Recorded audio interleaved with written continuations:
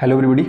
आज हम बात करने वाले हैं कोडिंग मीन्स प्रोग्रामिंग। कोडिंग होती क्या है, इसके एडवांटेज क्या है, क्या स्टूडेंट्स के लिए कोडिंग इंपॉर्टेंट है, मीन्स स्टूडेंट्स को कोडिंग सीखनी चाहिए, और नेक्स्ट ये है कि कोडिंग हम किस तरीके से सीख सकते हैं, इसके पैरामीटर्स क्या होते हैं। ठीक है, सबसे पहले मैं बताता हूँ आपके लिए कि कोडिंग का मतलब क्या होता है।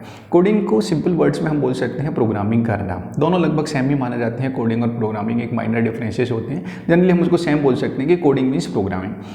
इसको ऐसे समझ सकते हैं कि जब हमारे पास कोई लॉजिक होता है, कोई कॉन्सेप्ट होता है, और हम अपने लॉजिक या कॉन्सेप्ट्स को कंप्यूटर के अंदर किसी प्रोग्रामिंग लैंग्वेज की हेल्प से इंप्लीमेंट करते हैं, तो उसको बोला जाता है कोडिंग करना, मतलब प्रोग्रामिंग करना। ठीक है, क्लियर।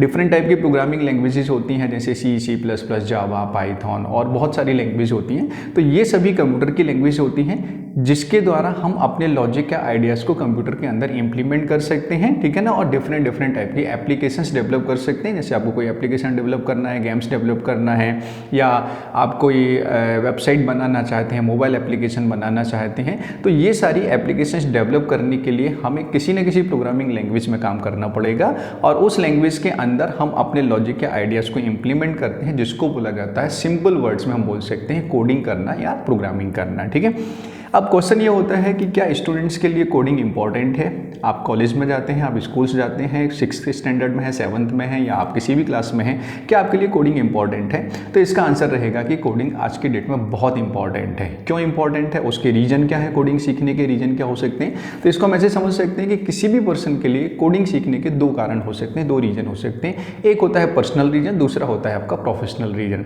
पर्सनल का मतलब क्या होता है? जिनको इंटरेस्ट होता है, जो उसमें जिनको प्रोग्रामिंग करना अच्छा लगता है, कंप्यूटर पे काम करना अच्छा लगता है। ठीक है, या आप पर्सनली किसी तरह की एप्लीकेशन डेवलप करना चाहते हैं, ठीक है ना, तो हम वहाँ पर वो रीजन माना जाता है आपका पर्सनल कोडिंग सीखने का एक कारण हो गया, पर्सनल रीजन हो गया। ठीक है, प्रोफेशनल का मतलब क्या होता है कि आप कंप्यूटर साइंस में या कंप्यूटर के फील्ड में या सॉफ्टवेयर फील्ड में अपना कैरियर बनाना चाहते हैं, उस फील्ड में काम करना चाहते हैं, तो वो कहलाता है आपका प्रोफेशनल रीजन। दोनों ही रीजन से कोडिंग आपके लिए बहुत इंपॉर्टेंट हो जाती है। ठीक है, इसके कुछ एडवांटेज हैं, जो बच्चे कोडिंग सीखते हैं उनको क्या एडवांटेज मिल सकते हैं, इसके वो मैं आपको लिए बता देता हूँ। सबसे पहला रीजन इसका एडवांटेज ये होता है, कोडिंग एक लॉजिकल पार्ट होता है, तो जो बच्चे कोडिंग करते हैं वो लॉजिकली स्ट्रॉन्ग होते हैं। कहीं ना कहीं ये डिफरेंस आज की डेट में देखने को मिलता है कि जो बच्चे प्रोग्रामिंग करते हैं, जो कोडिंग करते हैं, वो as compare to other students logically थोड़ा सा स्ट्रॉन्ग होते हैं, मैथमेटिकली स्ट्रॉन्ग होते हैं, क्योंकि कोडिंग मैथमेटिक्स से रिलेटेड होता है।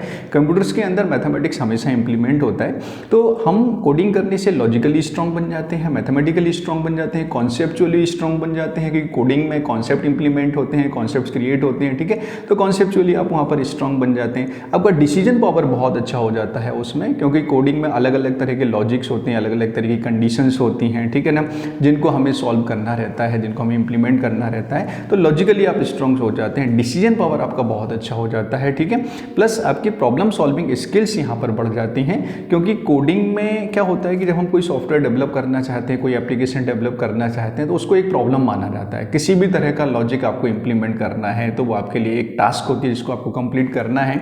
तो यहाँ पर किसी भी टास्क को कंप्लीट करने की अलग अलग मेथड्स बताई जाती हैं, जिनको प्रॉब्लम सॉल्विंग स्किल्स बोला जाता है, प्रॉब्लम सॉल्विंग टेक्निक्स बोला जाता है।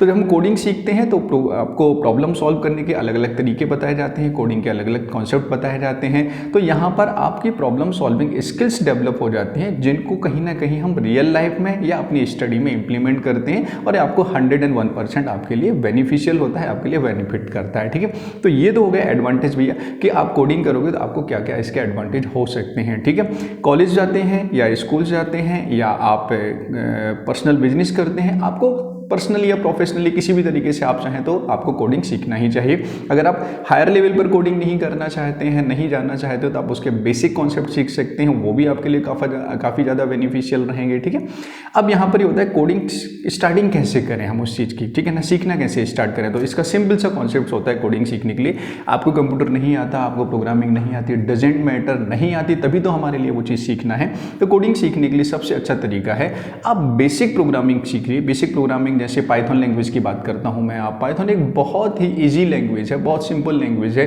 जिन बच्चों ने कभी कंप्यूटर पे काम नहीं किया है, जिनको प्रोग्रामिंग का मीनिंग नहीं मालूम, जिनको कोड लिखना नहीं आता है, तो एक ऐसी सिंपल लैंग्वेज है जिसको आप 6 स्टैंडर्ड से लेकर किसी भी क्लास में पढ़ते हैं, कहीं भी जाते हैं, कुछ भी करते हैं, आप घर बैठे बैठे उस लैंग्वेज में काम कर सकते हैं। उस लैंग्वेज के बहुत ज़्यादा एडवांटेज है। मैं ये नहीं कह रहा हूँ कि दूसरी लैंग्वेज के आपको मतलब ये language as compare to other language बहुत ज़्यादा ईजी है। तो आप इस लैंग्वेज में अपना प्रोग्रामिंग करियर स्टार्ट कर सकते हैं, अपना इम्प्लीमेंटेशन चालू कर सकते हैं, ठीक है।